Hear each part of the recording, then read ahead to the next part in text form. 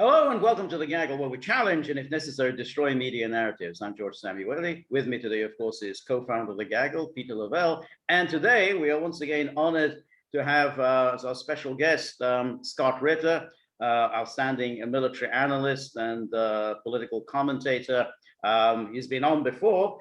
And so, we want an update on what's happening. A number of things have happened, of course, since our last conversation. We've had basically the Russian offensive in Lugansk is come to an end. Now they're kind of moving on into Donetsk. And in the meantime, we're having kind of inconclusive negotiations on a couple of fronts. We have inconclusive negotiations over the exclave of Kaliningrad and trying to normalize the transfer of goods to and from Kaliningrad and the Russian Federation. And now we're having these inconclusive negotiations about getting Ukrainian grain through the Black Sea and into the world markets. And as far as this, what Peter was talking about, this political commentary goes, it's still this fantasy world of, well, let's have Minsk 3. That should solve everything. If we just revive the agreements of 2015, plus Ukraine gives a pretty promise that it won't join NATO. Russia, of course, withdraws all its forces, and then everyone will live happily after. I mean, this is the kind of fantasy that you get now every day on these various websites like antiwar.com and lots of others. So there's a lot there to chew on. What's your take, Scott? I'll start with Minsk 3. I mean, the only way there would be a Minsk 3 is if Zelensky and his fellow leadership were driven there under military escort to sign surrender documents akin to the Japanese surrender in Tokyo Bay before being arrested and prosecuted as war criminals.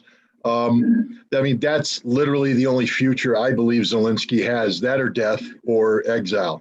The Ukraine, again, I'll make it clear right now, I do not pretend to speak on behalf of the Russian government.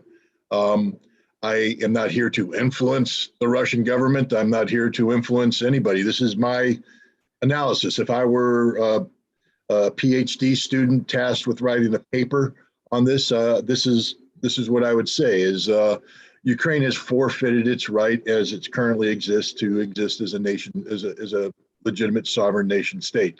Whatever form Ukraine will take, I believe it will be physically different than the form it enjoyed on February 23rd.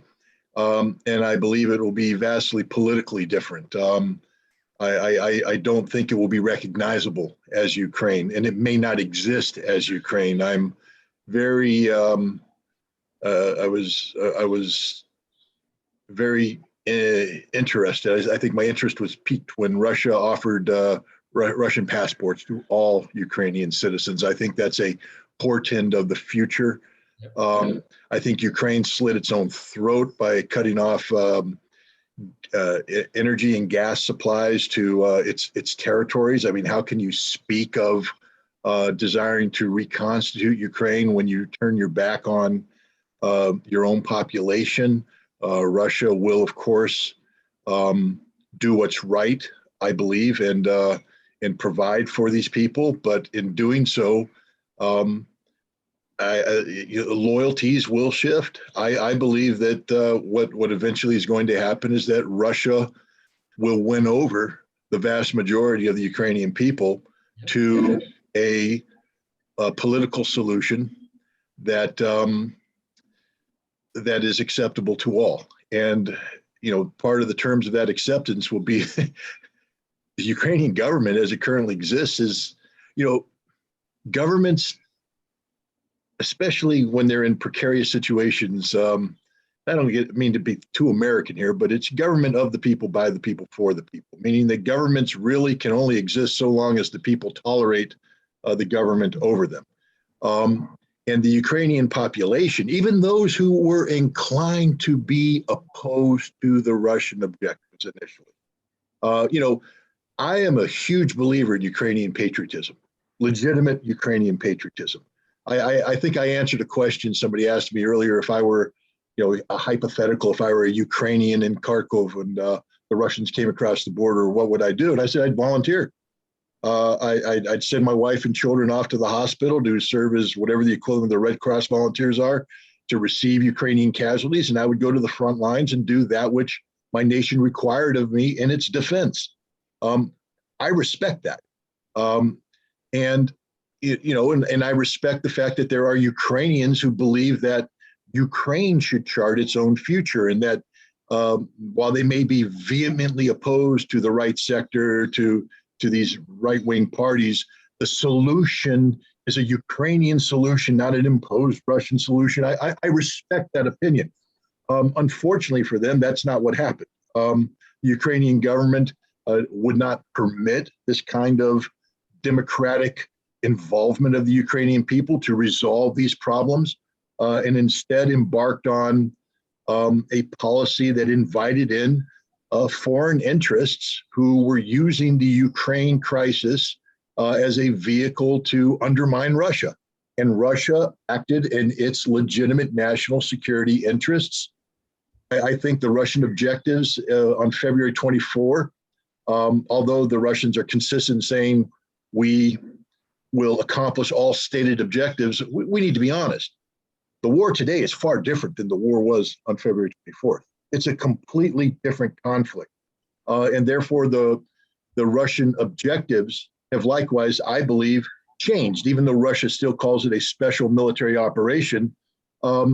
Russia's at war with NATO. Russia's at war with the United States. Russia's at war with Ukraine. They still call it a special military operation, but the reality is this is a war. The fact that Russia chooses to prosecute this war with limited military resources is a compliment to the professionalism and the political patience of Russia.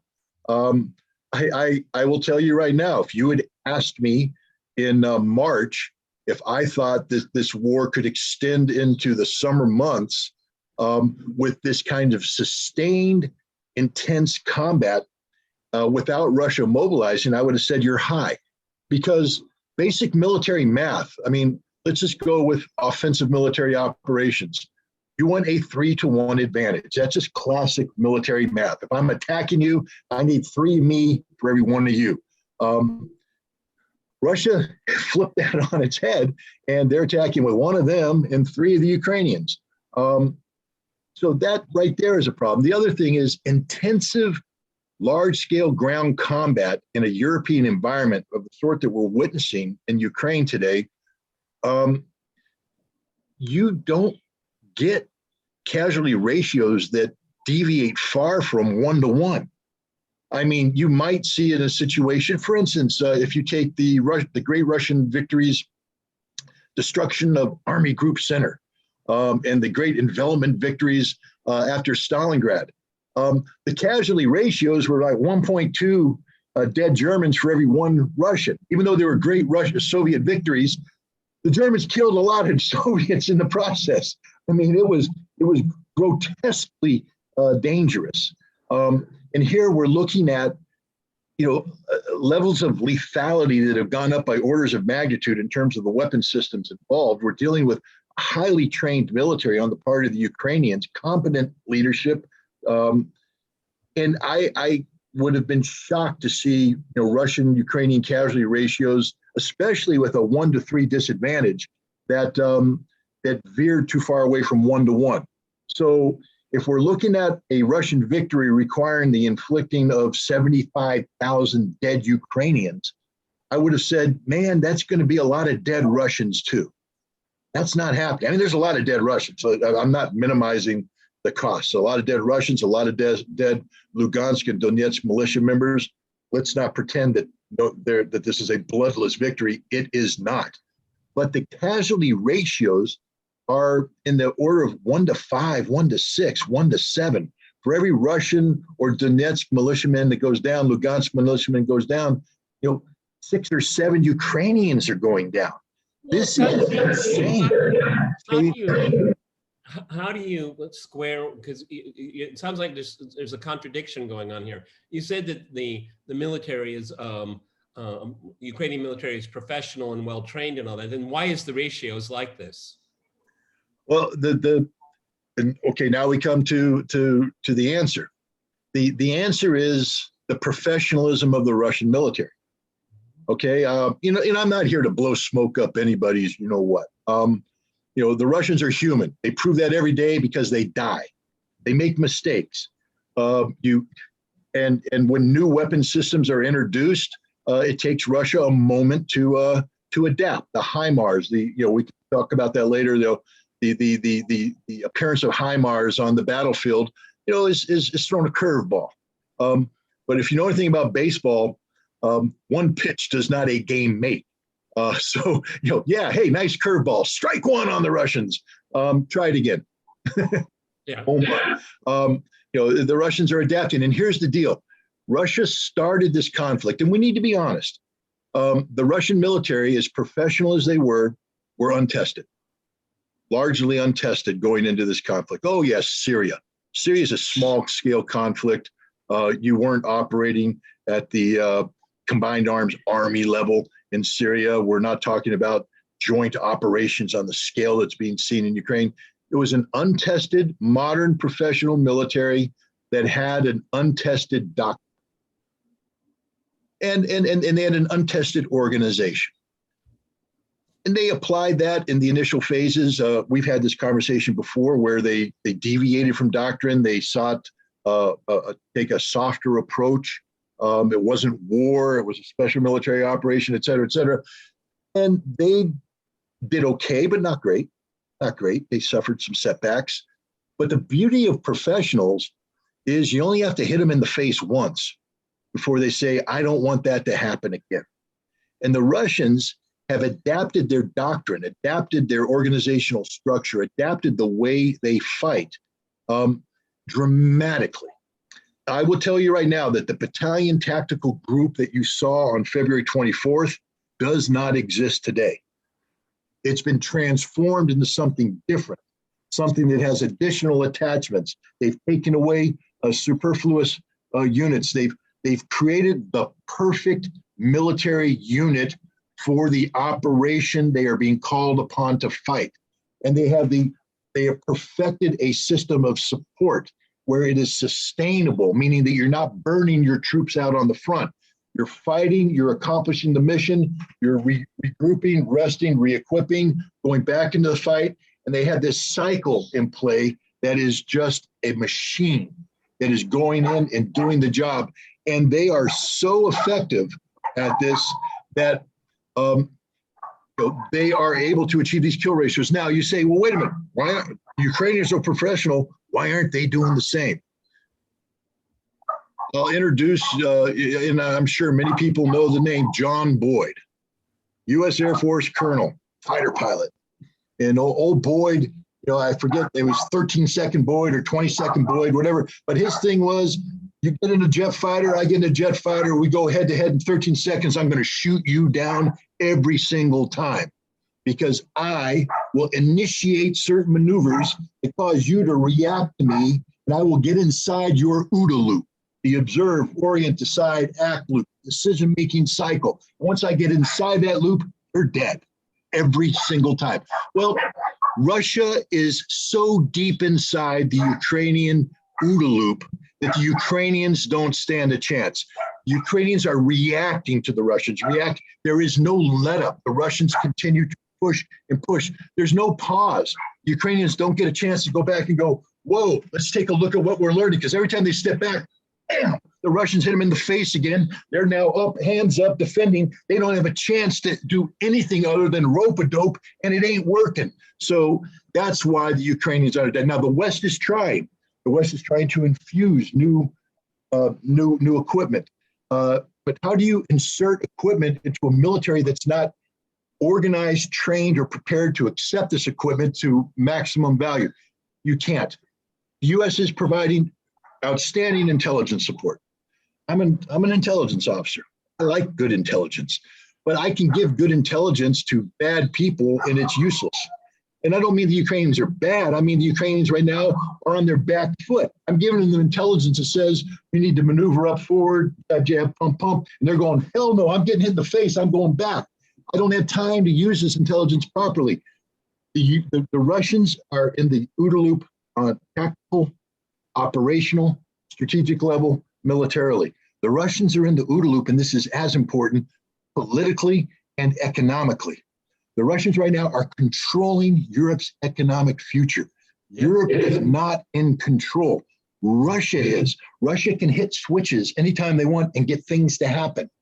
And Russia, I think, is being very mature about this, meaning that rather than, because another thing is when you throw your best punch and you don't knock the other guy out, you got problems.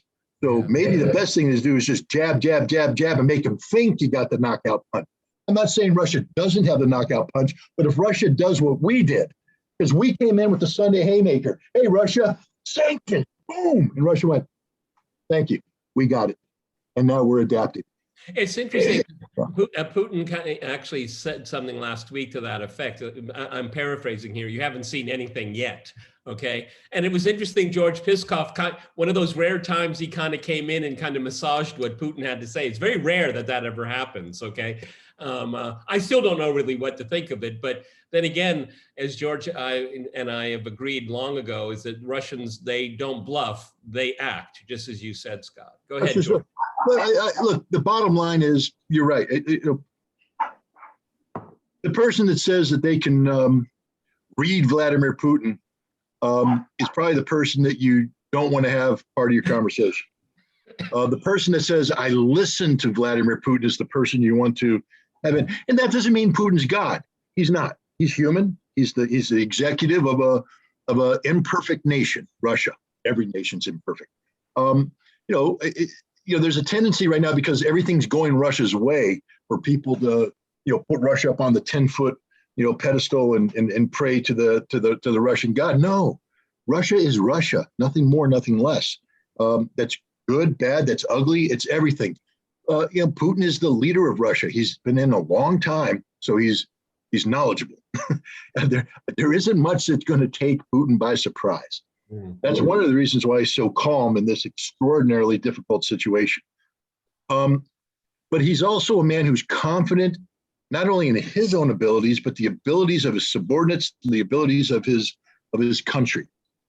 So when he says, we ain't even got started, there you go. That's coming from a position of knowledge.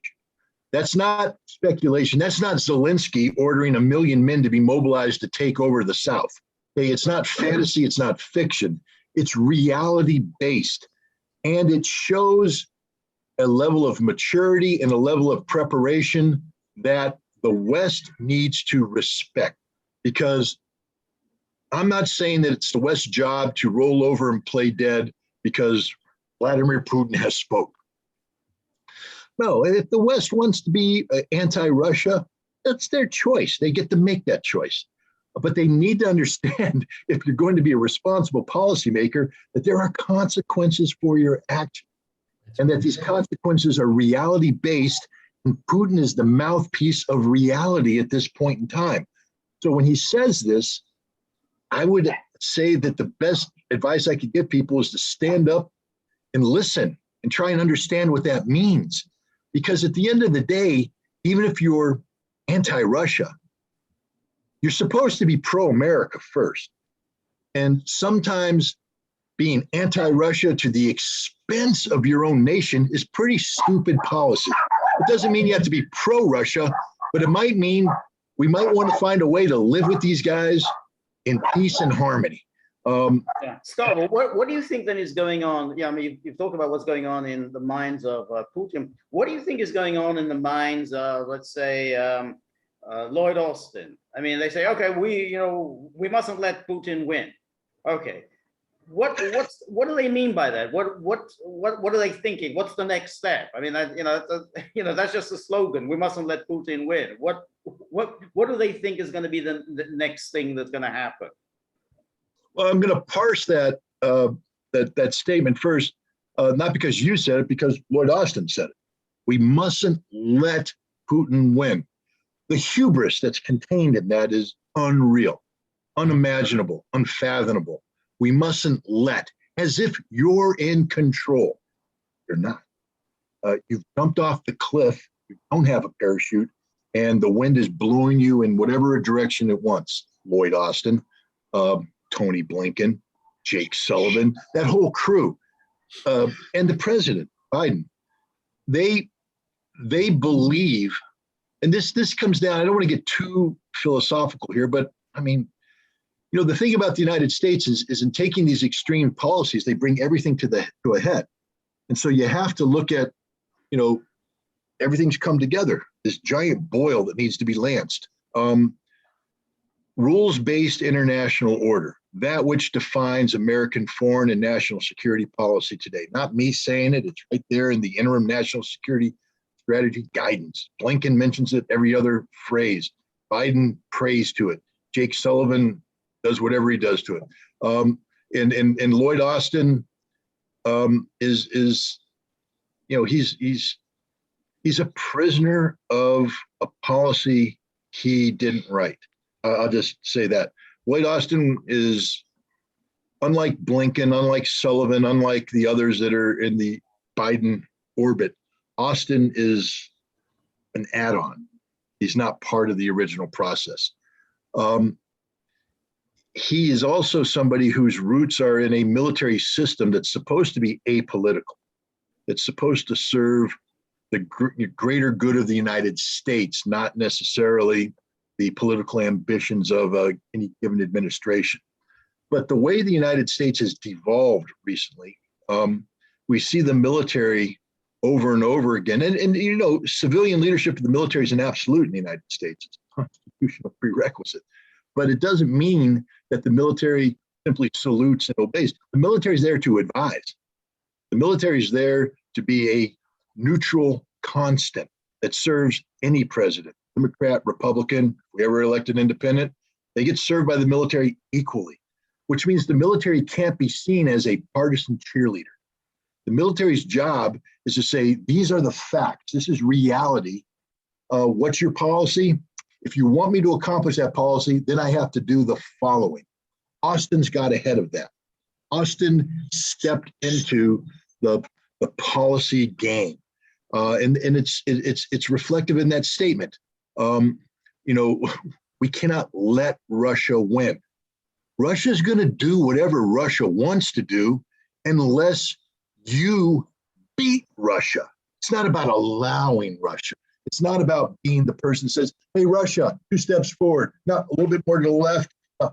You're not in control of Russia. Russia's not doing what you want. Russia's not marching to the beat of your drummer. If you want to change Russia, you have to beat Russia, meaning it's not about letting Russia do something. It's about making Russia do something. And the fact is, we don't have the resources capable of achieving that outcome, which is what an honest military assessment would be. Mr. President, you know, to quote a line from my favorite movie, your ego is writing checks your body can't cash.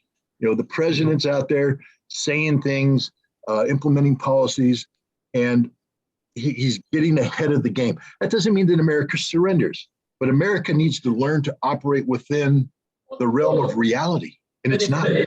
But it's Scott, I mean, going back to Putin cannot be allowed to win. I mean, that has horrific implications.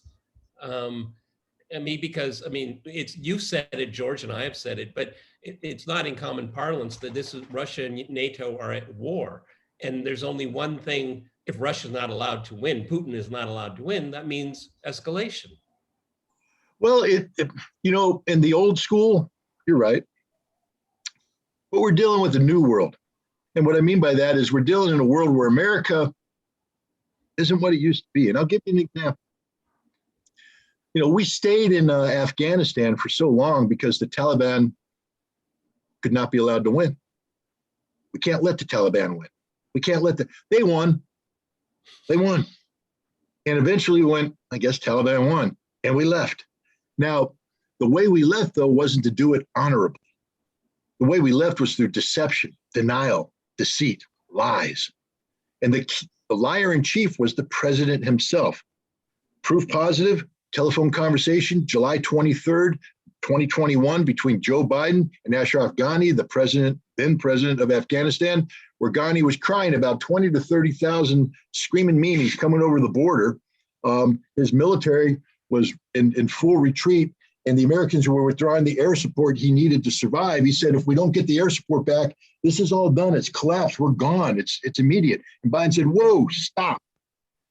I need you to get on TV and say the exact opposite, that everything's okay. It's all going to be okay.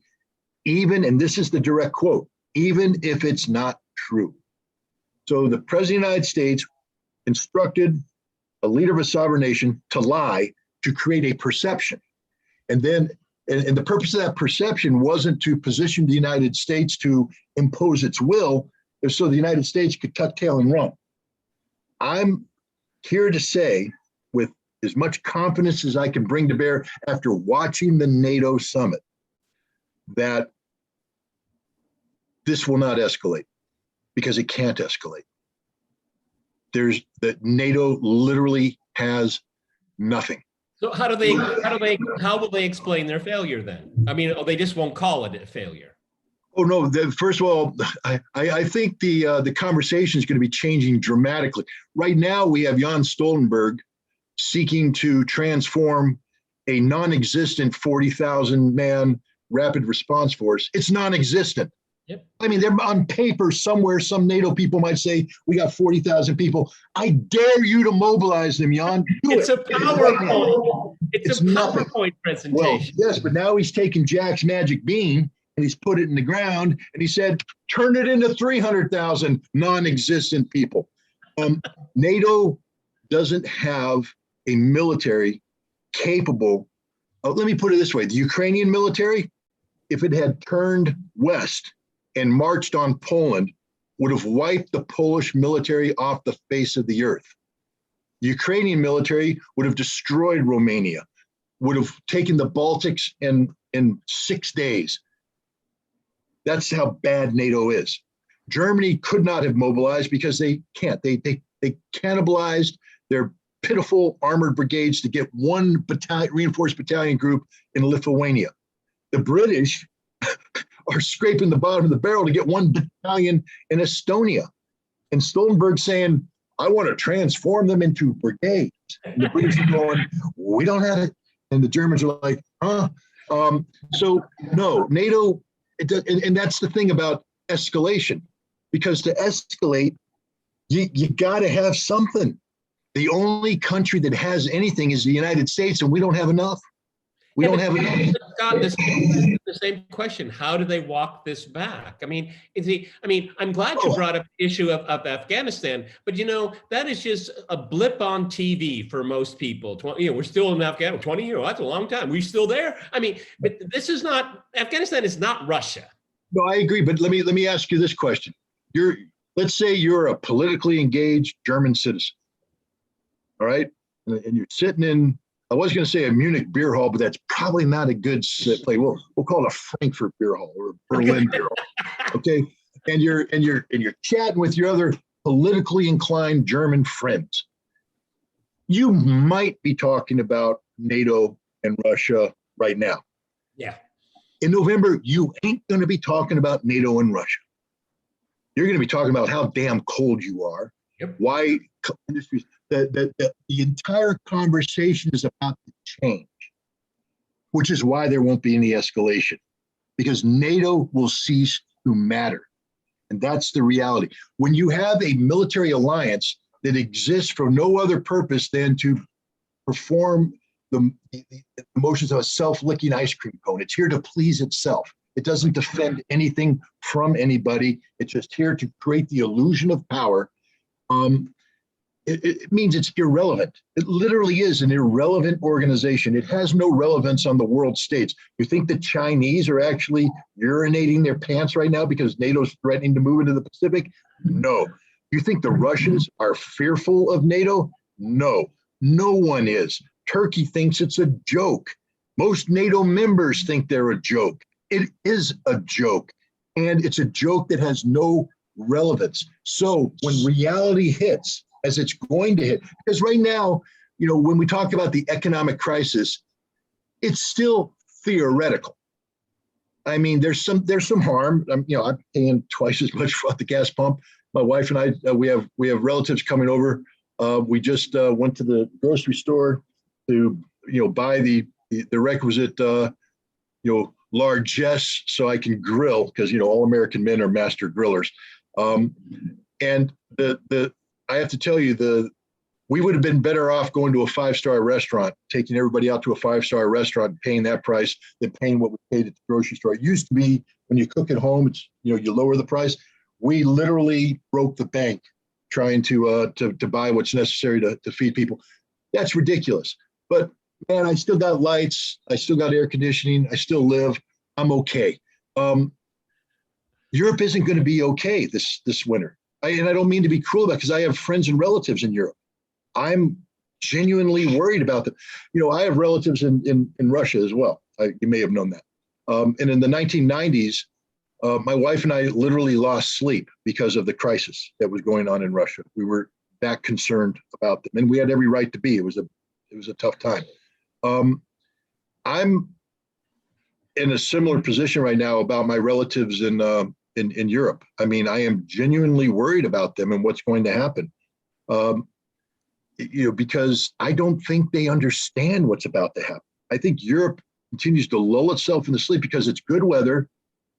You can go to the cafe, you can sip wine, sip beer, sip Jägermeister, sip whatever drink aperitif you want to, and lull yourself into a false sense of complacency that this is just a bad moment and everything will be okay, because it's always been okay. August is going to come. Everybody's going to go on vacation. When they come back from vacation, they're going to put on their sweaters and they're going to go home, and it's going to be warm. There's going to be food and there's going to be heat, and Christmas is coming and the goose is getting fat. But there ain't no goose. It's cooked. It's already cooked. There ain't no heat. There ain't no fire. There's nothing. You guys got nothing, and it's going to get worse. And they don't know that yet. I mean, that's the thing. They don't see it. They don't understand that they are literally past the point of no return. I think that's the case. I said by the middle of July, if these policies haven't turned, I don't think Europe can fix it. Meaning that even, let's say at the end of July, Russia went, all energy switches on, it's still going to hurt because too much is happening, but Russia ain't going to turn all the switches on. Russia may actually start turning more switches off because, as Putin said, we haven't even begun to start. But they're not having a conversation this fall about NATO. NATO's history. NATO's toast. That's what Danya. But that's the thing. I mean, I think in Europe is now they're pretty much expecting that Russia is going to start cutting back on the gas. That this whole the shutdown for July or maintenance, the customary maintenance.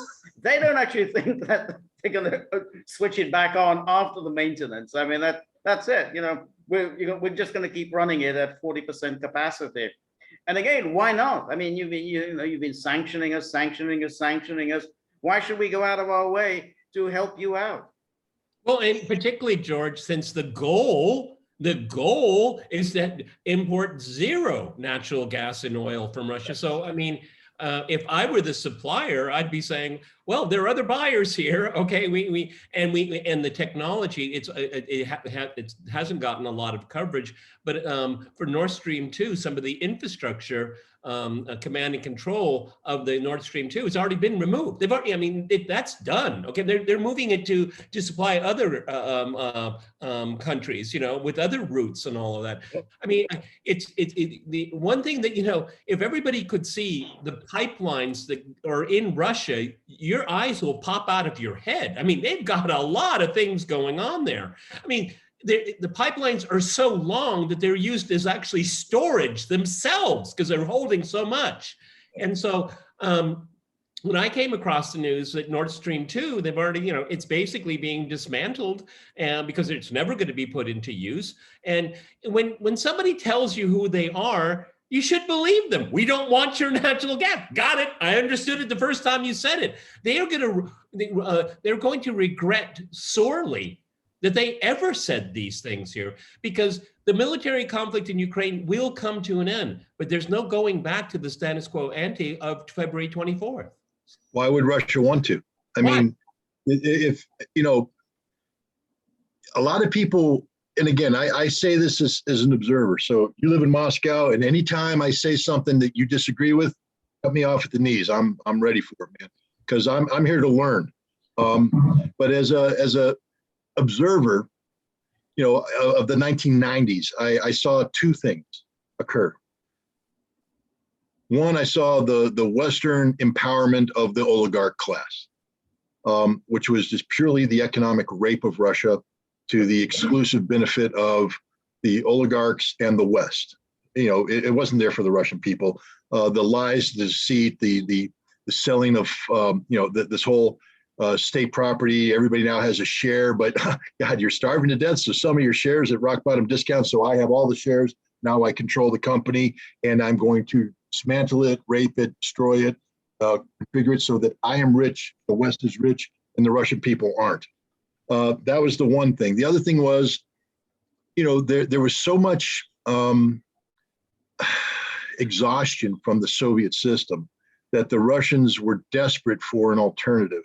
And the Western model was held up as the dream. And many Russians bought into it. Yep. And as a result, you know, a significant part of the Russian economy and social and even political fabric got interwoven with the West, almost inextricably so, meaning that it would have been political suicide, I believe, for Vladimir Putin to initiate an absolute divorce with the West. I think the economic consequences, the political fallout, could have hurt him at the polls, because at the end of the day, Russia is a democracy. And if enough Russian people vote against Vladimir Putin, he's not president anymore. That's just the way it works. Now, what the West did in these sanctions was to liberate Russia. They destroyed the oligarch class. Vladimir Putin should literally write a letter of thanks to every Western leader. Say, thank you for destroying the oligarch class. You have freed me up at last. I am liberated. Boom, boom. Here's your letters. Bring them all in. Give them the order of friendship. Thank you, Macron. You're my best buddy now. But so that's the one thing happened. Russia's free the oligarch class. It's wonderful, I believe. The second thing is all these the part of Russian society that was interwoven with the West was compelled not by Russian action, but by Western action to acknowledge the divorce. You know, relationships oftentimes break up and they're ugly and people are in denial and, oh, maybe the West really loves me. Maybe, I don't know, maybe if I go back, I know they beat me all the time, but if I go back, maybe it'll be different next time. That discussion's over. The abuser has been evicted. The cops have come in with the restraining order. It ain't going to happen. Russia is liberated. Good things are happening to Russia right now. When Russia compares and contrasts its current situation, which I believe entails a little bit of belt tightening, I'm not pretending that there's not consequences for the average Russian, but it ain't what Europe is, and it's not what the United States is going to be. Why would the Russians want to go back? So even after Russia wins and the West says, okay, Russia's going to be like, I don't think Russia's going to turn their back on them, but whatever energy relationship they have in the future is going to be a far different energy relationship than what existed in the past. It's interesting, Scott, that you mentioned this because, you know, obviously it's my job to be an observer of things. And I have to admit my circle of people that I work with and know, they're very well educated, okay? They speak foreign languages, they're very well traveled. But I must say, to my surprise, when we talk about the divorce from the West, it's really quite muted. And it's like, well, that's the way it goes. I mean, because, you know, George and I have talked about this so many times. When the West, you know, when their hatred towards Russia is incessant, it is, you know, and it gets to the point of being bizarre.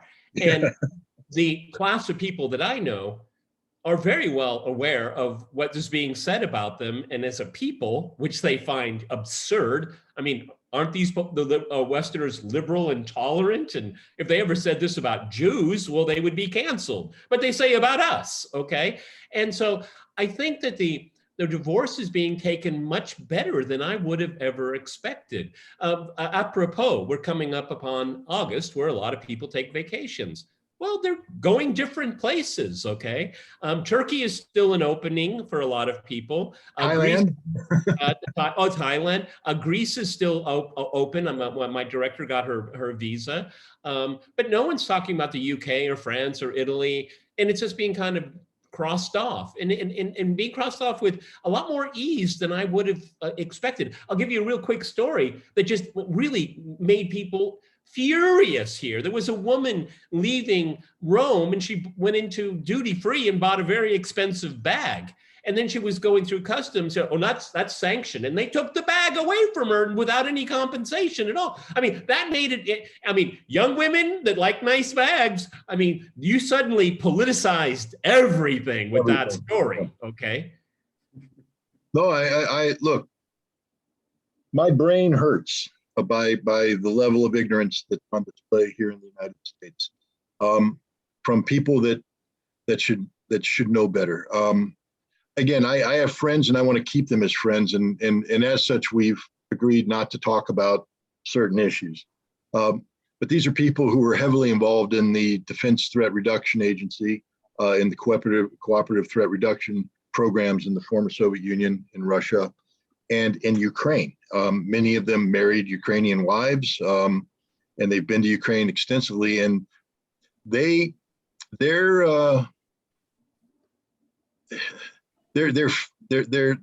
fact set is unsustainable, and yet they're married to it, and it's very difficult. Again, I'll be the first person to say that, I don't. Not only do I not know everything, I don't even pretend to know everything. There's so much more that I don't know, and I have no problem whatsoever somebody saying, "Well, wait a minute, let me throw some other stuff out there," and going, "Wow, I need to consider that. That changes the way I view this." I'm open to that. I'm not married to anything except my wife, 31 years, and I'll be, I'm very happy about that. But what I'm trying to say is that life is about changing circumstances, changing facts, changing perspectives, etc. These people who I view as very smart people, very well-traveled, very experienced. They know Russia. They worked in Russia. They are married to a Ukrainian fact set that will not change, will not alter, regardless of what the truth or reality is. And it's impossible to have a discussion. And these are the smart ones. Then we have the rest of the country that literally knows nothing about Russia. And they have been indoctrinated into a world that is so far removed from reality that it's not even funny. Even in the Cold War, in the worst days of the Cold War, and I was a Cold Warrior. I mean, I was a kill a commie for mommy kind of guy. So I viewed the Russians, the Soviets, as the evil empire. I mean, I really did. I was ready to kill these son of a guns. My parents were in the John Birch Society. There you go. But that's a good example, because during the Cold War, there was actually quite intense debate about what policy should be pursued towards the Soviet Union. Yeah, I mean, obviously the Cold Warriors, which is we got to fight them everywhere.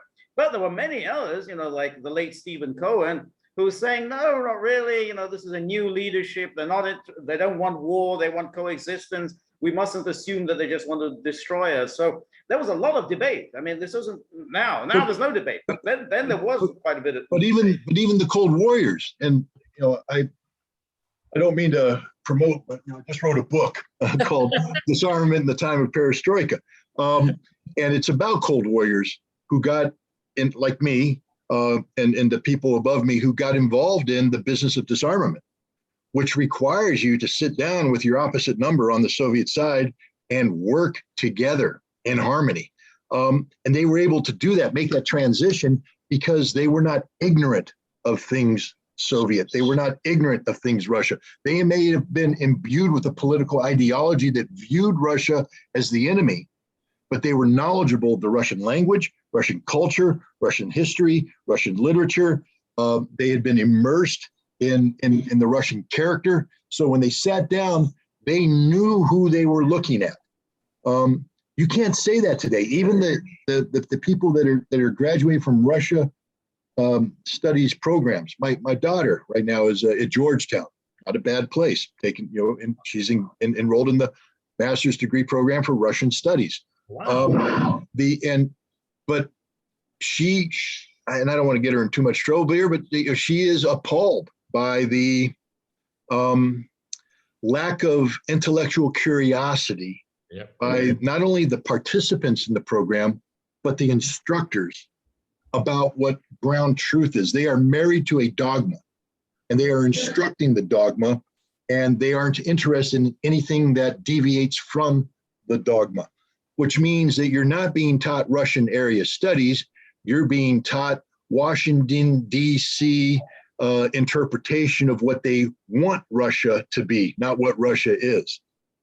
And that's not sound intellect. That's what one of the things George and I have talked quite a bit about is, I'm sure it's not a miss to you that I think it was part of the G7 meeting where they're setting up this Marshall Plan for Ukraine, and they I think the European Union in the last news cycle approved €1 billion euros to keep the lights on in Ukraine, and then 9 billion euros is in the pipeline for reconstruction and all that. And what I find in line with what you just said is that what Ukraine are you talking about?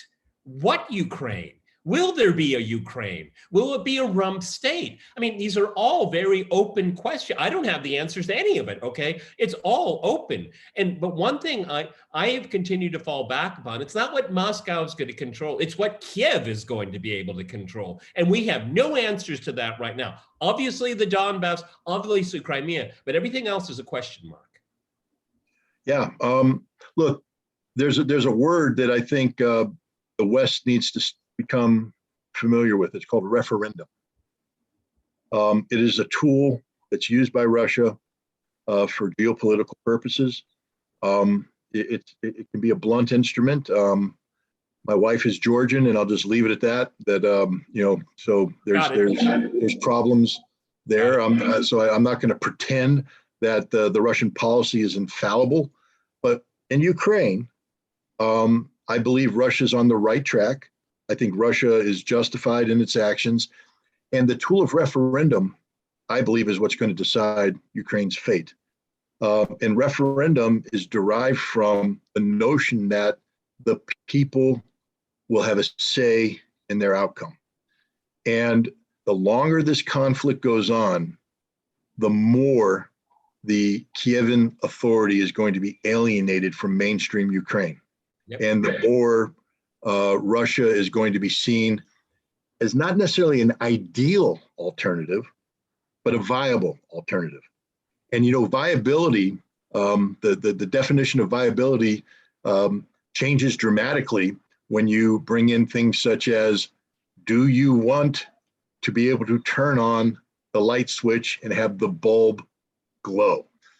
Do you want to be able to go to a thermostat and push the up button and have heat come out of the radiator? Do you want to open up your refrigerator and see food? And if the answers although are yes, and the side that can provide the yes answer happens to speak Russian and take direction from Moscow, that's okay with me, because I need to eat, I need to have energy. Authors' names don't matter right here, but I think it was, George, what was it, 2 weeks or 3 weeks into the conflict, there was a certain person over at Responsible Statecraft said, Ukraine has already won, okay?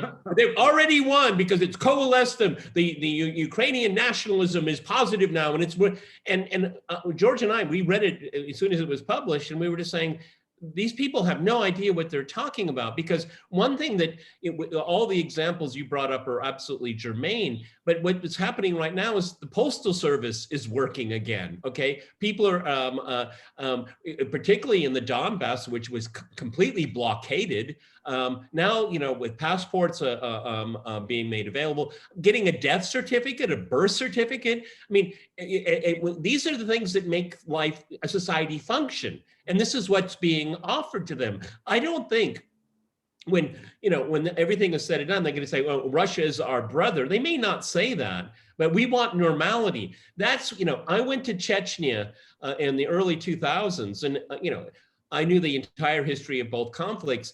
And I asked people, how do you feel? And they said, there's no war. That's what's important, Peter. There is no war. Okay, well, how do I feel about the Russians? How do I feel about Moscow? It doesn't matter. There's no war now. And I think that is something that people will reflect upon. The war is over, and they don't want it to happen again. And I think, again, if you're integrated within the Russian Federation system, you're actually integrated into something that is a going concern. It's a viable form of government. So in other words, you're already now part of something that is viable. What's the alternative? The alternative is this rump Ukraine. They're going to be throwing lots of money at it, but we know what's going to happen to that money. All that money is just going to be stolen right away. I mean, however, 8 billion euros or whatever, it's going to be stolen right away. And so therefore, it's already what the EU is offering isn't viable. I mean, it's just essentially the rule of these thieves forever. Well, but even then, that that model only works if the EU is functioning, has viable economy that can generate revenues in excess of needs that can be squandered so frivolously. And because that's what it is. I mean, you're literally throwing good money after bad. Ukraine will never be economically viable ever. It never was. I mean, we need to point that out. A nation that exists on corruption and the proceeds from corruption is not a viable nation state, and Ukraine has never been a viable nation state. Could it have evolved into such? Doubtful, but we'll never know because Ukraine's over. The gentleman that said, responsible statecraft that Ukraine has already won, he was right, but he didn't realize it. Ukraine won by entering a process that brings about the demise of the corrupt Kievan nation state. And the Ukrainian people will be the winners in the long term, just like the Chechens are the winners in the long term. It's a horrible price they paid. I'm not here to minimize whatever happened in Chechnya. War is terrible no matter what. And I will say that I don't think the Russians behaved with quite the level of humanity that they're implementing today in Ukraine, in Chechnya. It was awful, the war. But look at Chechnya today. Look at it today. It is economically viable. I'm not saying it's a wonderful Jeffersonian democracy. It's not. But the average Chechen doesn't care. Doesn't care because when they get up in the morning, they got a roll of fat that comes from good living. They get into a car that is nice and clean, and they have an income, and they drive on roads that are nice. They have a job. They have happy people. They live in peace. They have beautiful buildings. They have beautiful nature. Life is good. Life is really, really good in Chechnya compared to what it was, especially. And, there's a reason why so many Chechens are fighting in Ukraine right now. Again, and that is a mind-boggling concept. That you have. Yeah, remember, Scott, they were the freedom fighters of the early 21st century. They were the freedom fighters. Okay, and now look at how they're being deemed in the Western media. I mean, right. It's really extraordinary. Everybody loved the Chechens back in the 90s. All those Anne Applebaums and others were, what a wonderful people. They're rebelling against the Russians. All the terrible things that have been done to them by Stalin and everything. Now they hate it. They're awful monsters. America's I think by the time this is done, Ahmad Sili is going to be something that most Americans know because it's a phrase that is come to personify the fighting spirit. Because it's not just ethnic Russians that are fighting there. I mean, tens of thousands of Chechens are fighting in Ukraine as part of the Russian Federation. There are some touching interviews with Dagestani parents about the children that have died there. There's mothers from Far East whose children have died, and they're all patriotic Russian citizens, not Russian ethnic Russians, but citizens of Russia. And I don't think we in the West respect that enough, that it's actually one of the most ethnically diverse nations in the world. And the rights, again, I'm not here to pretend that Russia's perfect. It's not. Nobody is. I've been here for 25 years. Everyone, Russia is not a perfect place. Take it from me, okay? But the thing about what Scott is talking about, which is something that's so interesting, and it's only a very marginalized people like George and I ever talk about it, is that, this is Ruski Mir. Just what Scott was just saying there. You can be a Tatar, you can be from Dagestan, you can be from Chechnya, and your ethnicity and your traditions are very much respected, but you're part of the Russian world, okay? And they'll die for it, and they do die for it. Yeah, and I saw that when I was in Udmurtia, when I was there with Vodkinsk. We'd travel. This was a closed part of the Soviet Union, and so to have Americans traveling around, we popped into an Udmurt village, Sharkan, and they'd be like, Americans, they have horns, tail down there. We don't know, but the Udmurt women would come out in their national costume. They'd have the bread, they'd have the salt, they'd sing the songs. And, there were some cynical people from certain three-letter agencies who were like, this is all a show. And I'm like, I don't think this is a show. I think this is real. I think this is like a genuine expression of welcome that, these women are serious when they sing. They're not being paid to come out and sing. I think they're proud of having the opportunity to put this on display. And then when you talk to them afterwards, they were proud of being Udmurt. They were proud of being Soviet. I mean, this is, back in the Soviet Union. But, and were there some problems? Yeah, they'd say there's some problems. And nobody, I wish the Udmurt language was more accessible. I wish it was more, this, that, and the other thing. But they lived in peace. They were working together towards a common good. Man, if only America could have that kind of ethnic harmony, what a wonderful world we would have.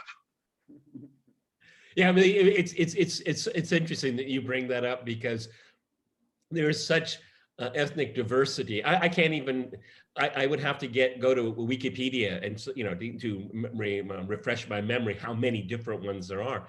But it's never brought up in everyday parlance. People don't say he's Chechen American, Chechen Russian, or Tartar Russian. That is a completely alien concept here. I want to go back. I want to go back to something.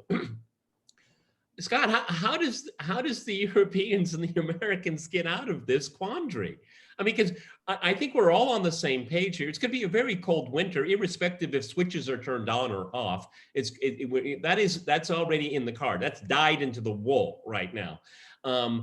You're saying, and you've more or less convinced me, there isn't going to be a major escalation. So, I mean, are they going to need some kind of public relations operation like they have? Because that's what NATO is, as far as I'm concerned. It's a propaganda operation. I mean, how do they say this is not really a defeat? Okay, how do they get away from this? Because they're all in on it. I mean, when you use the Hitler analogy, Nazi analogy, you can't really walk away from that. Okay, I mean, that's one thing I keep thinking about. I am perfectly confident that Russia is going to achieve its military goals in Ukraine, whatever they may be. I tend to doubt that the Zelensky crowd is going to be around for much longer. Okay, and mostly if something happens to Zelensky, it's going to be Zelensky. It's going to be his circle that does it to him. The Russians could have killed him a long time ago if they had wanted to. So I mean, I don't want to get ahead of ourselves here, but I'm kind of looking at the end game here. I'm going to, I'll let the Moon of Alabama and other people do the incrementals for us, but and they do a great job. I really appreciate their work. But how do they get out of this cul-de-sac that they've put themselves in? Well, you got to change the paradigm. You got to change if you're thinking from the perspective of how does NATO extricate itself from the current crisis and save face in the process, you're asking the wrong question. Because I don't believe NATO is going to be a factor. I think what's going to happen is that Europe is going to be compelled to seek a solution to its economic crisis, which is going to rapidly become a social crisis, meaning domestic political crisis for every single one of these elected officials who have gotten Europe into this problem. And the solution will require Europe to recreate or maybe make from scratch a new framework of relationship with Russia. How Russia and Europe can peacefully coexist, not as partners. That day is over. That word won't be used How again. does that happen? Because How can that happen? I mean, what you're saying is absolutely common sense, but there's a remarkable dearth of common sense in Europe. So what happens? Emmanuel Macron says that's it. We're abandoning all the policies we've been pursuing. I mean, it's just doesn't happen that way. There was an American journalist whose name has escaped me, but sometime in the early 20th century, he said, "We are 9 missed meals away from chaos." 9 missed meals, meaning that in Del Mar, New York right now, with it's peace and harmony. Man, I step out, it is the idyllic life. People are mowing their lawns, gardening, everything's beautiful. 9 missed meals, 3 days. You will have chaos and anarchy in the streets, houses burning down, people with guns shooting other people. 9 missed meals changes everything. Europe's about to have a 9 missed meal moment. And all these politicians right now they are the sole roadblock to resolving this problem. The Schultzes, Stoltenberg, Macron, this crowd, they are the roadblock. The people, it's one thing to ask a fat, happy European what he thinks about Russia while he's sipping wine spritzers in a Vienna cafe, and you might get one opinion. Ask him what he thinks about Russia after he's missed 8 meals and he ain't getting that 9th meal. It's going to be a completely different conversation. So how do we get out of this? I'll tell you how we get out of it. A guy named Sergei Lavrov is how you get out of it. Peter, you mentioned you're confident that the Russians are going to win the military campaign. That means that you're confident in the professionalism of Gerasimov, of Shoigu, and all the other Russian leadership out there. I do. Okay, war is an extension of politics by other means. Sergei Lavrov is the general we should all be paying attention to, because this solution is not, the solution to what's going on in Europe is not military. That's the solution to what's going on the battlefield in Ukraine. The solution in Europe is a diplomatic solution, but not the Lloyd Austin, we're going to let Russia do this, we're going to let Russia do that. It's the Sergei Lavrov solution of how do we collectively get out of this? Because Russia, I believe, is a very mature state that actually looks at problems beyond the immediate solution to what the ramifications are, meaning that if I'm going to do X, I achieve Y immediately, but what happens Z, 6 months, 1 year, 5 years down the road? What direction are we going in? So the Russians aren't going to look for a quick fix. First of all, Russia was seeking a fundamental redefinition of the European security framework, a fundamental redefinition. And I laughed when people said, oh, look at the Russians, they put these trees down. It's ridiculous what they've done. I said, you're stupid. Do you know what the Russians have done there? There's no negotiating room here, guys. Yeah. This is the finished product. This is it. Now, you've rejected it, which means you can't see a pathway from where you are to here, which is a problem because Russia does see a pathway, and Russia is going to go on that path, and they're going to take you down that path. And I think that's the direction we're heading. Russia knows, I mean, Russia doesn't gain anything through absolute total victory. And I do believe at some point in time, Russia will work with the next generation of European leadership because this generation is toast. They're not going to survive this winter. Russia will work with the next generation of European leadership to get the European security framework it needs and to create a collegial relationship with Europe that revives the European economic reality in a way that's good for Europe and Russia. I don't believe Russia, when Russia was married to the West, that didn't mean Russia didn't do business with anybody else. I think Russia is fully capable of doing business with Europe again. I think Russia wants to do business with Europe again, but never on the terms of the past, where Russia was literally, this sidekick who provided us with cheap gas, but we could kick around anytime we wanted. Those days are over. When Europe picks up the phone now, they're calling Mr. Russia. They're talking to, a nation that not only deserves respect, but has earned respect. Doesn't mean that Russia is going to be dominant, that Russia is going to be bullying. It means that Russia is going to be respected. And I think that's the direction we're heading. And I think that's the direction Russia wants to be. And frankly speaking, that's the direction Europe needs. I absolutely agree with you, but and just as a quick aside, maybe this is why Ben Wallace pulled his name out of the Tory leadership contest, because he wants to be part of that next generation. Anyway. Well, I think that's a very good point, because I do think that Scholz is toast. I don't think Scholz is going to survive. And now obviously there's going to be a new leadership in the Conservative Party. I don't think it's going to be Liz Truss. And then, of course, there's going to be a change in leadership in the United States quite shortly. So, once you've got new leaders there, new faces, then it's much easier to do a face-saving exercise because the old faces have gone, and so you've got new faces, and so they said, okay, well, we're not the ones who made these stupid decisions, so we can afford to make the concessions. Yeah, but the second point I wanted to make is that this has profound, not only philosophical, but ideological implications. I mean, this changing a paradigm is, well, that's why we use the word paradigm. It's a big deal. And Russia proposed it in December. It was laughed off. It wasn't taken into consideration.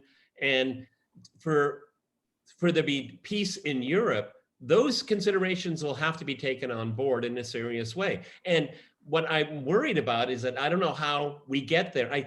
These Western elites are so enamored with their own ideology and themselves. I mean, watching the G7 and the NATO confabs, I mean, it just turned my stomach of just how, out of touch you are with reality and all the destruction that you're bringing onto your own people, because everything you say, everything you do, everything you promise isn't changing what's going on in Ukraine. Not one iota, not one scintilla of change.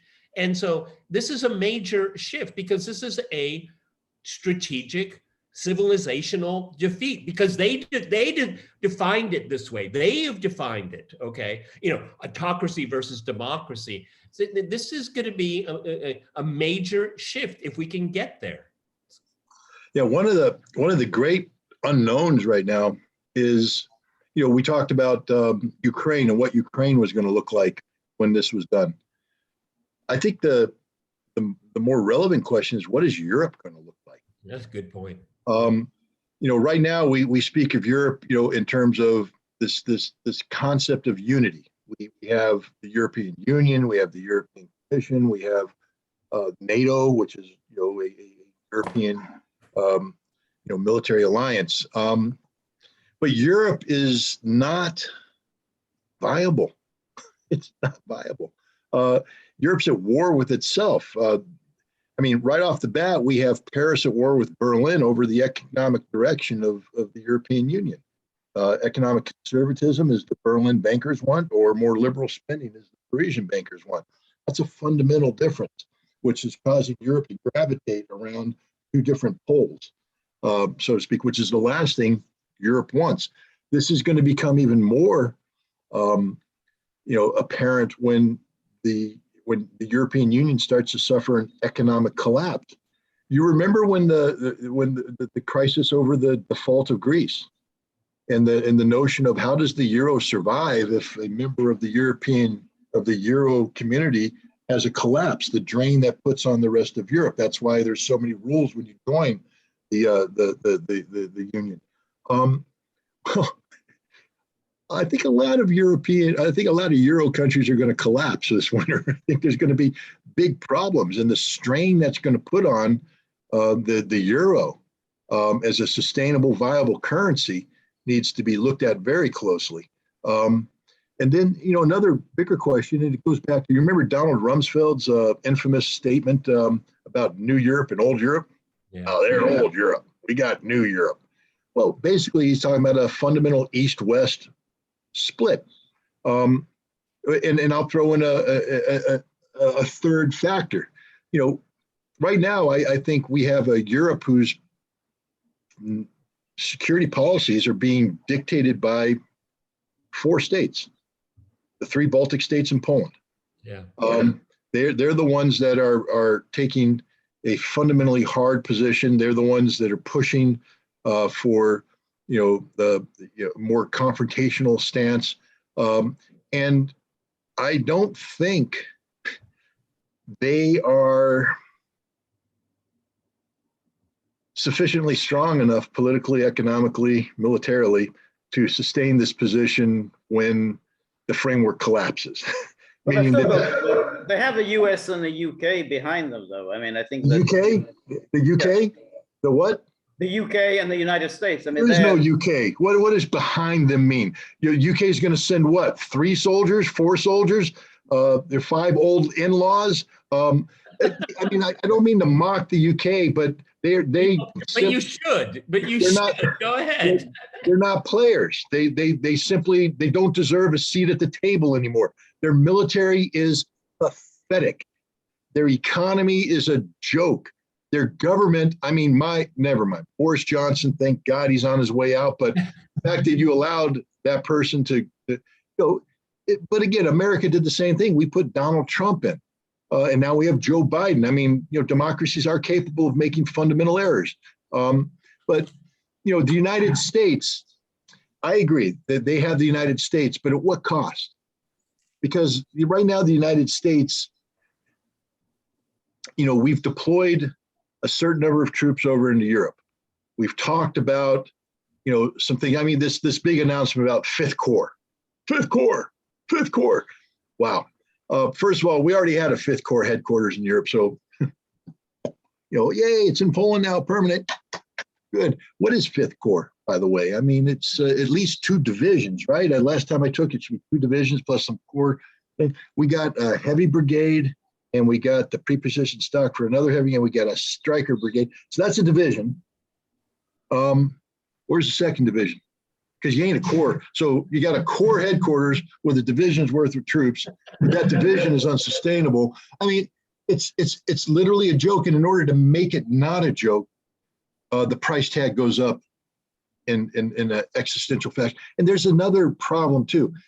The West is hidden behind the veneer of, or the perception of air power, that we've got the air power, that no matter what, when we bring those F-22s and those F-35s to bear on the problem, them pesky Russians are going to run away. The F-35 don't work. If I were the Russians, I'd say, bring them all on. I all F-35s, and they're all here, because they will all be shot down. The ones that can get off the ground, because you can't maintain them, they don't work, they don't function. The F-22, untested. But again, it's got some problems. I will take an Su-35 over an F-22 every day of the week, because I know the one thing's going to work. The F-22, I don't know it's going to work. The F-22 requires a whole bunch of supporting information warfare, domain dominant stuff, satellites, connectivity. It's all got to work perfectly for the F-22 to work perfectly. Let me give you a hint. If you fight Russia, ain't nothing going to work perfectly. Yeah. Satellites are going to be shot down. Communication going to be jammed, and that poor little F-22 pilot with his funky little helmet that's telling him everything all at once is going to start blinking, and he's going to be I can't see him. He's going to have to take that helmet off just to land the aircraft. No, America doesn't have, and here's the final thing. Okay, see, the airplane gets up out the air. How many air-to-air missiles do we have deployed in Europe right now? Less than a number. But I'll tell you right now, not enough. So let's start. I mean, one of the things that military guys are supposed to tell their civilian leadership is, we can't finish the fight. It's like, going in against Ali, and he's trained to fight all 15 rounds, but you've only done 2 rounds of training, and you were on your knees hyperventilating because you don't have the cardio. Your job at that point in time is to tell your manager, you can't finish the fight. Don't put me in the ring. Well, you could finish the fight against some sheep herders in Iraq and in Afghanistan, but that's not the Russian military. I want to wrap this up with this kind of condensing down some of the things you've said, I think, that are very, very interesting. I do agree with you. What is the European Union going to look like through all of this here? And if we have the old Europe and the new Europe, well, then, from a Russian perspective, let these people worry about their own problems, okay? Because the world is going on. I think that, I'm adamant in my thought that, you mentioned Lavrov. I mean, I tend to agree with Lavrov very strongly, is that, you people aren't, you're agreement incapable. You're going to change some faces, maybe change the language a little bit. We're done with this. We're really done with this. I mean, we've already mentioned the Minsk agreements here. I mean, that is a perfect example. I mean, you can't, you don't follow through. We don't believe you anymore. And, we just have other things on our mind, okay? And you seem to be in your own cesspool of problems, culturally, socially, politically, everything else. You're bad news. You're a bad neighbor in this neighborhood, and we have other things to do. Because I really think the Russians are just done. There's also another problem here, which is that the European Union isn't really delivering for its members. I mean, a lot of countries wanted to join. Oh, great, we got, this European Union will have a, strong economy, we'll have security and everything else, but you don't have a strong economy and you don't have security. And so, you got Ursula von der Leyen and Josep Borrell, who was supposedly this Charles Michel, the leaders of Europe. And look where they've led Europe to.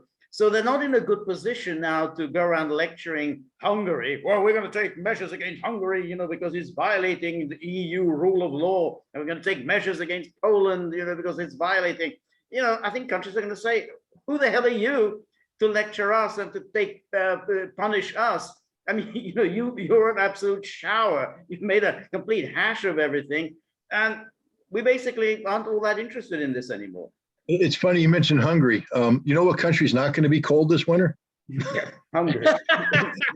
So, and I think that's the solution.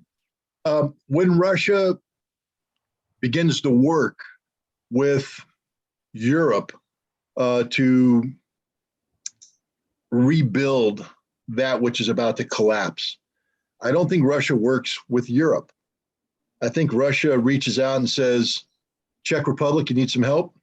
These are the terms. And we're going to deal with the Czech Republic as a singular entity. Slovakia, you need some help? Here's our terms. France, Macron, not ready? Okay. Netherlands, you need some help? Okay, here's our terms.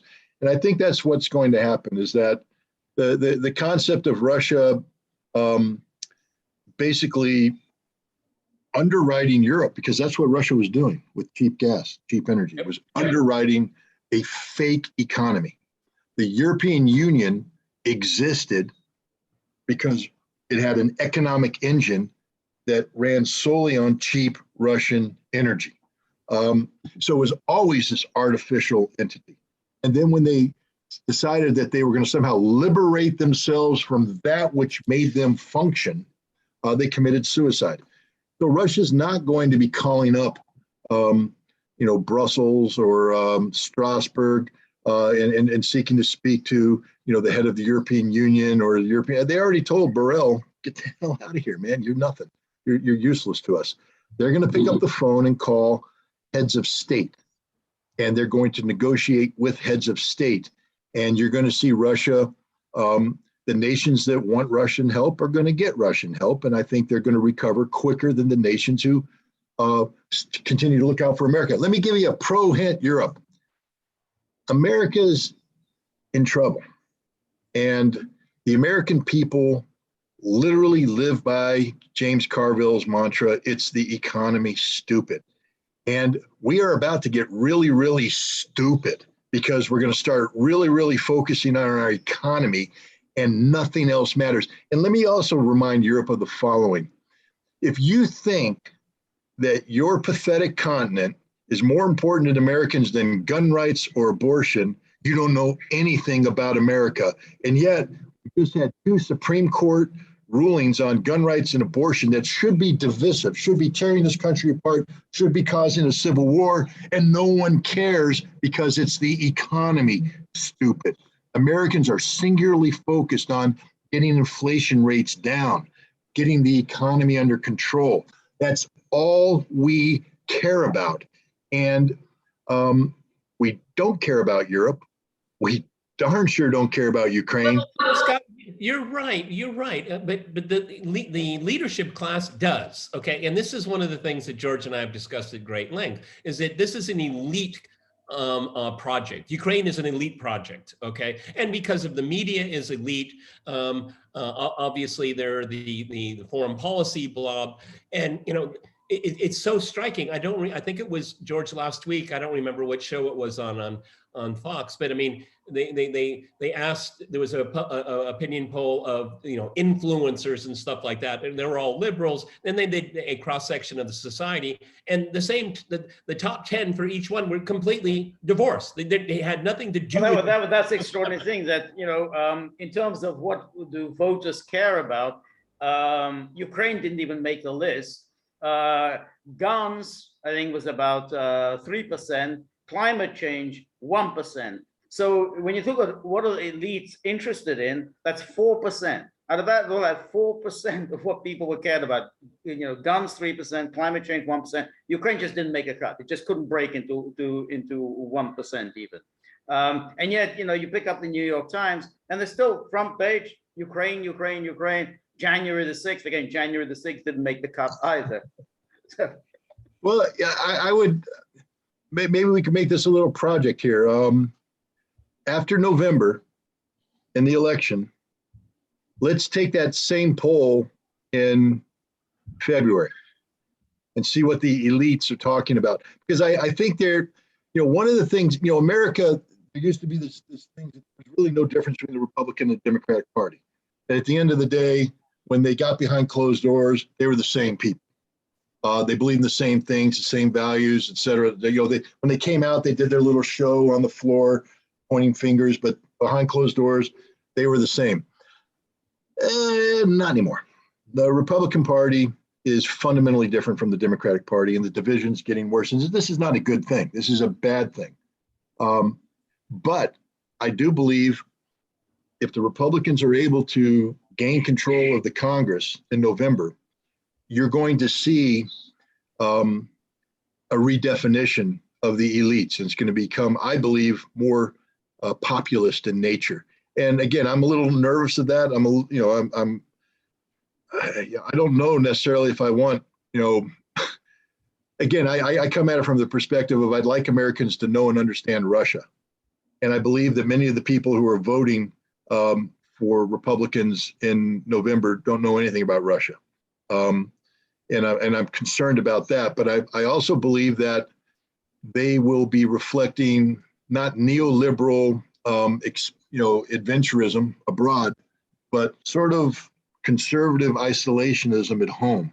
And that's not a bad thing, because I think America needs to learn more about itself and become more in tune with itself before we start going around the world telling people what to do. There's a great way to do this, okay? But the problem is Lindsey Graham and Tom Cotton and all the rest of them, okay? I mean, look at J.D. Vance. I mean, J.D. Vance just said, I don't care about Ukraine. I don't care. I care about the American people. I care about the people of this state, okay? And you know what? A lot of people are like, that's right here. The way I look at it, you know, is that this is Biden's war. Quite literally, he was vice president when they just started doing all this. Okay, now it's his war here. The GOP, if they had any brains, and they need to get rid of their leadership, Kevin McCarthy and all of them, okay? Yep. Because I think you'd say, this is not our war. Why are we paying for it? It's Joe Biden's war, okay? But the problem is the leadership of the Republican Party, okay? George and I observed with great humor how coverage on Fox News of Ukraine, you know, it plummeted. I mean, because people don't want to hear about it. They don't want to talk about it. Who wants to listen to Ukraine when you're filling up the tank of your car? Okay, nobody does here. That's the dilemma. For me, it's always these elites. These are the problems. Okay, because when you have Lindsey Graham and Tom Cotton and the rest of those ship of fools, they're the barrier right here, because this is that's the trouble, that the Republicans, they're not as ruthless as the British Tories. I mean, the British Tories, you know, they don't like their leaders, they get rid of them. That's it. They're gone. But somehow, you know, I guess maybe in America they're a little more polite. I mean, they should have said, you know, well, that's it, McCarthy, that's gone. And it's clear that neither McCarthy nor McConnell are at all popular in the public. So, you know, they're not doing that well in the polls. I mean, the polls have Republicans and Democrats in congressional head-to-head. You know, it's pretty even. Trump is actually running ahead of the congressional Republicans. Trump is actually, you know, in a head-to-head matchup, Trump-Biden, Trump wins.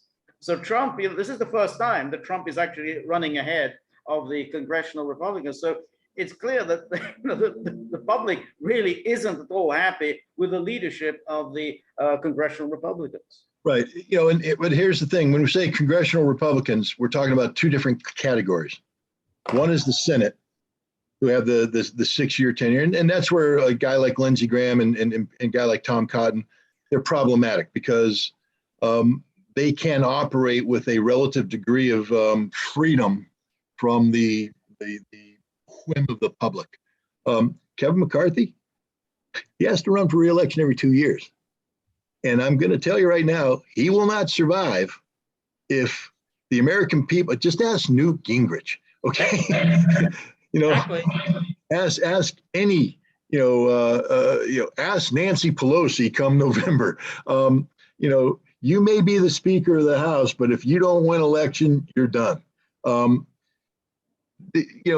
And Mitch McConnell, for all of his sins, and there are many, at the end of the day, he is a political animal, purely political animal. And I believe if the Republicans gain control of Congress, that Mitch McConnell's job isn't going to be to promote a neoconservative or neoliberal agenda in Ukraine, but to run shepherd on a Congress in a way that guarantees that Republicans gain control of the White House in 2024. And you ain't going to win the White House by going through Kiev. You're going to win the White House by going through Peoria, by going through, Lincoln, Nebraska, by going through Abilene, Texas. You got to get down to the grassroots of America. And so I have confidence. Tom Cotton resonates right now because he has a president that actually believes in some of the garbage that Tom Cotton's saying from a foreign policy and national security perspective. They're roughly aligned. I don't think the president that gets elected in 2024 is going to be that president anymore. And I think Tom Cotton's going to find himself to be very much a voice in the wilderness. Well, when George and I are taking wagers, I think you're probably aware of the Assad curse. You know, every single, Well, I think there's going to be a Zelensky curse, okay? And we had Boris Johnson is the first one. Sergeant Schultz in Germany, he'll go down, okay? Macron has been completely neutered right now. He in Parliament, he's a dead man walking, okay? I think that's going to happen all across Europe. The Italian leader, Draghi. He's also for the birds. I think he's not going to survive. They're all gone. There's not a single one that's going to survive. And I just can't wait till this self-righteous, European elite governing class who govern nobody. You know, the people I'm talking about. Who's the lady that runs the? Ursula von der Leyen. Yes, her father was the Nazi head of Galicia, I believe. But and she was defense minister. She was defense minister, terrible defense minister, who ran German defense into the ground. You ask yourself why they can't generate a brigade. She's why they can't generate a brigade. This European ruling elite who rule nothing, literally. They're gone too. I think that they're going to be disenfranchised and disempowered. The shell of the European Union will exist, I believe, for a number of years. It'll take a while to disentangle what's happening. But I think we're going to be seeing the rise of the independent, sovereign European nation state. That's going to, because that's the only path out of this crisis. Europe, the European Union, is not going to lead Europe out of this crisis. They're the reason why there is a crisis. And Europe is only going to emerge individually.